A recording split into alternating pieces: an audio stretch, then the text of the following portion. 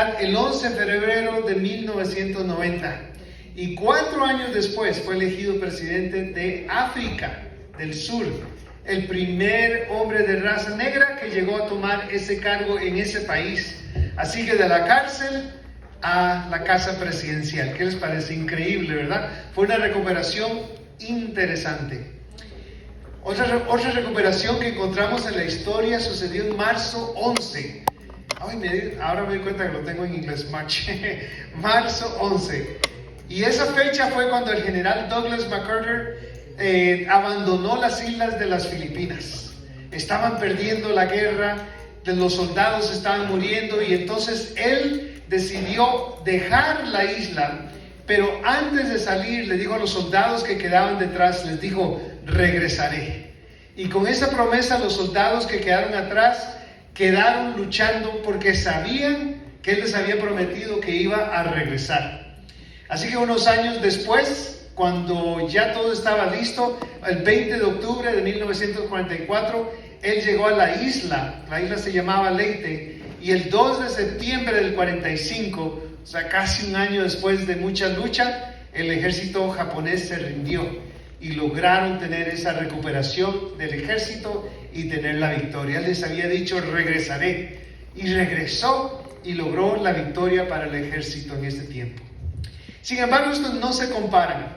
Dos historias poderosas, pero no se comparan, que una sucedió hace un poquito más de 2000 años atrás, cuando el Señor Jesús mismo tuvo la recuperación más grande que encontramos en la historia de este planeta. Porque así fue un momento trágico de tristeza, y sin embargo, Él obtuvo la victoria. Para esto tenemos que viajar a un viernes muy oscuro, un día cuando el Señor, nuestro Redentor, el cual había sido un hombre bueno, había hecho milagros, había hecho cosas que jamás habían visto antes los seres humanos, predicaba un mensaje con una autoridad que jamás habían visto antes. Y sin embargo, para que se cumpliera el plan de Dios, la promesa que Jesús nos había hecho poco tiempo después del pecado, cuando Adán y Eva habían fallado, y Él les había una promesa que en este momento se iba a cumplir. El sol escondió su rostro.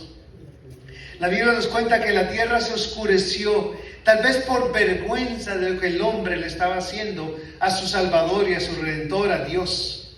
La Biblia nos cuenta que el Pilato se lavó las manos. Él dijo: no quiero saber nada de esto, y pensó que con ese acto iba a liberar su alma. Sin embargo, él también había caído por esto. Pedro, uno de sus seguidores más fieles, que había estado dispuesto pocas horas antes a sacar la espada y a morir por él, nos cuenta la Biblia que incluso hasta lanzó su espada y le cortó la oreja a alguien. El Señor Jesús lo reprendió y poquito después lo negó. Y hay un discípulo, esta historia la pueden encontrar en el libro de Marcos, en los últimos capítulos, donde se nos dice que uno de los discípulos fue apresado, o sea, lo cogieron, y él dejó el manto atrás y huyó desnudo con tal de no ser apresado, de que no lo tomaran, pero también en vergüenza dejando a Cristo Jesús. Un momento oscuro, un momento triste, un día que nunca debió haber pasado. Fue un viernes cruel. Jesús cargando la cruz. Y tenemos que comprender lo que esto significa, hermanos, porque no fue un evento cualquiera. Era el Rey, Señor, Redentor, Dios, en la tierra como ser humano, llevando una cruz sobre sus espaldas. A las astillas le rompían la piel cuando él cargaba este pedazo de madera. Los látigos le habían desgarrado la carne, así que sangraba de la espalda, sangraba de la frente por la corona de espinas que le habían puesto. Tenía el peso de la cruz, lo hizo caer, porque era demasiado lo que él llevaba, el sufrimiento, la tristeza. Los clavos le rajaron la carne y el hueso. La cruz, que al ser desplomada en el hueco, rascó el alma del Redentor cuando cayó, con sed, asfixiándose y separado de aquel grupo chiquito que lo había seguido, de su mismo Padre celestial. Él se sintió separado, y en ese momento, uno de los momentos más tristes, para la humanidad. Bajaron su cuerpo después que había muerto, lo pusieron en una tumba y el Mesías Redentor había muerto. La muerte es muy triste. Para cualquiera que ha enfrentado la muerte de un ser querido, de un familiar, sabemos en nuestros corazones que aunque tenemos la esperanza hoy en día de la vida eterna, es triste ver a alguien descender en ese hoyo. Cristo Jesús fue bajado de la cruz, su cuerpo sin vida, derrotado, herido, quebrantado, sangrando. En ese momento lo envolvieron y lo pusieron en la tumba. El Mesías estaba muerto. La esperanza del pueblo judío ahora en una tumba. Fue un momento muy difícil. La esperanza de los discípulos enterrada cuando su maestro fue enterrado. Ellos pensaban que era el Mesías que iba a venir y conquistar al imperio romano y se iba a declarar rey y ellos iban a ser los principales en este gobierno, pero no fue así. Su maestro, que habían seguido por 3 años y medio, había muerto, huyendo por sus vidas, ahora escondidos. Y la pregunta es, ¿y ahora qué va a pasar? ¿Pueden ustedes ponerse en lugar de estos hombres? Ponerse en las sandalias de estos hombres y sentir el peso, la tristeza, la abrumación, la derrota que ellos sentían en este momento. Fue un momento difícil. ¿Sería este el fin del ministerio de Cristo Jesús? ¿Sería que en ese momento la esperanza murió? Fue un momento muy difícil para el mundo, pero no era el fin, ¿cierto? La palabra de Dios nos dice que el Señor Jesús les había advertido que esto iba a pasar. En Mateo capítulo 12, a la vez que en muchas otras partes, el Señor les había dicho, oigan, yo voy a morir, pero resucitaré, seré levantado. Y ellos no habían escuchado eso. Por sus visiones, por sus anhelos de liderazgo, de ser parte de este nuevo reino que ellos pensaban que Jesús iba a establecer, no habían escuchado estas palabras.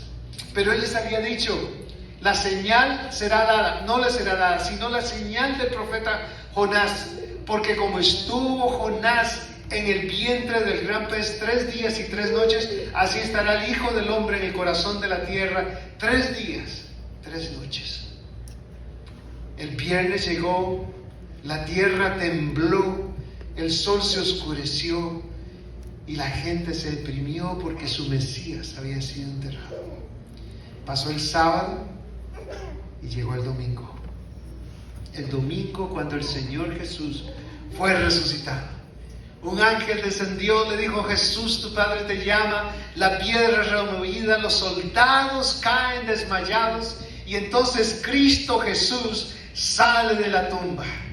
Y hermanos, yo sé que estamos muchos años ya después de eso, pero esa es nuestra esperanza y nuestra seguridad. Ese momento fue glorioso, porque el Redentor, el Mesías prometido, que pensaron que estaba muerto y que no iba a volver, regresó, resucitó, fue levantado de la muerte para darnos a nosotros la esperanza de la salvación y la vida eterna.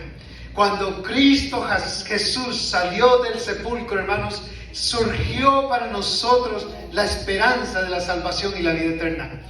Cuando Él salió de la tumba, cuando los mantos fueron quitados y Él se levantó para nosotros la promesa, la seguridad de que Él no solamente lo ha hecho para Él, pero la seguridad de que será para nosotros también.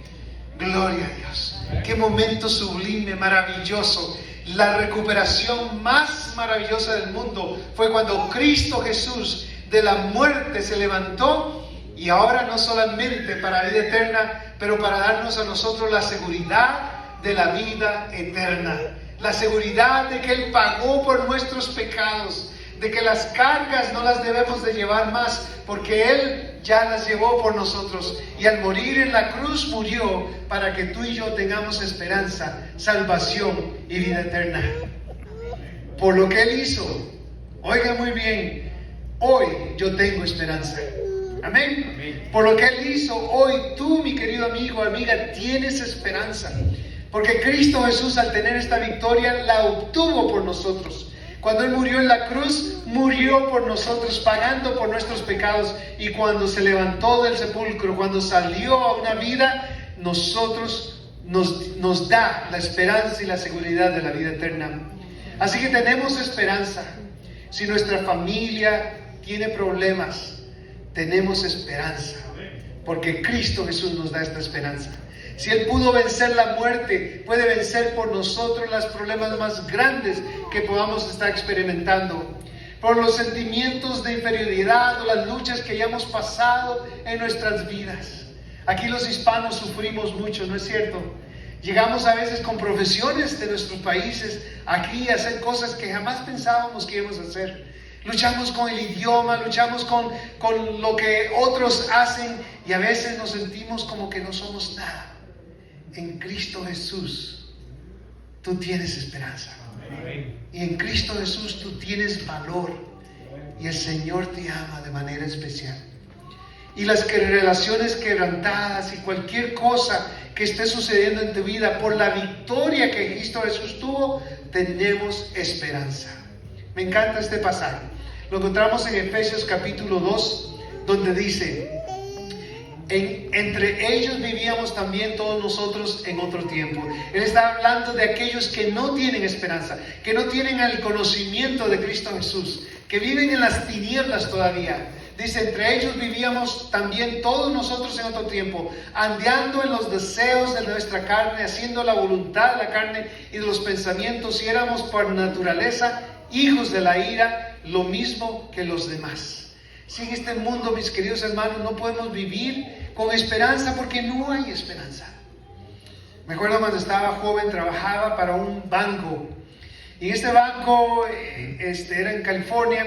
Y este banco, los muchachos, pues salíamos el viernes y decíamos, bueno, que la pases bien. Y hablábamos de las cosas que íbamos a hacer. Cuando regresábamos el lunes, se hablaban de todas las actividades que habíamos hecho el fin de semana. Y llegaban y decían, la mayoría decían, y yo nunca he entendido esta expresión porque nunca no ha tenido sentido para mí, pero decían, oye, me emborraché tanto que ni me acuerdo lo que hice. ¿Han escuchado esta expresión? Algunos de tus amigos le han dicho, gocé tanto que me emborraché y ni me acuerdo lo que hice. Y yo decía, ¿cómo tiene sentido esa frase? Y yo decía, no, yo lo pasé más bien y me acuerdo de todo. Me acuerdo de que fui a la iglesia, de que los jóvenes gozamos, el sábado en la noche tuvimos fiesta, el domingo jugamos deporte, no, la pasamos de maravilla. Y se me quedaban mirando siempre. Nunca se me olvida una jovencita que se llamaba Nikki. Nikki siempre llegaba, ¿cómo se dice? Jactándose de que se había emborrachado tanto que ni siquiera se acordaba lo que había hecho. Pero un lunes de mañana llegó llorando. No podía hablar, las lágrimas le fluían. ¿Y qué te pasó, Nikki? Y nosotros, bueno, fuiste de fiesta. Y así, pero no podía contestar hasta que una amiga se acercó y le dijo, ¿quedaste embarazada? Sí, quedé embarazada. Le dijo, yo te arreglo, yo te ayudo. Y a los pocos días nos enteramos de que la ayuda que le dio fue un aborto. Qué tristeza, hermanos, cuando no hay esperanza. Cuando tenemos a Jesús en nuestras vidas, no podemos ver más allá de la muerte y la perdición y la maldad que Satanás tiene para nosotros. Por eso en Cristo Jesús hay esperanza. Y Él lo dice, pero Dios, que es rico en misericordia por su gran amor con que nos amó, aun estando nosotros muertos en nuestros pecados. Hermanos, es que sin Cristo estamos sin vida. No hay esperanza, no hay un futuro, no sabemos qué va a pasar porque no sabemos qué va a suceder con nuestras vidas cuando están en las manos del enemigo, cuando nuestra vida no tiene a Cristo Jesús. Pero dice, nos dio vida juntamente con Cristo y por gracia sois salvos. Y estos son los momentos en que yo digo, gloria a Dios, aleluya, ¿cierto? Porque vemos que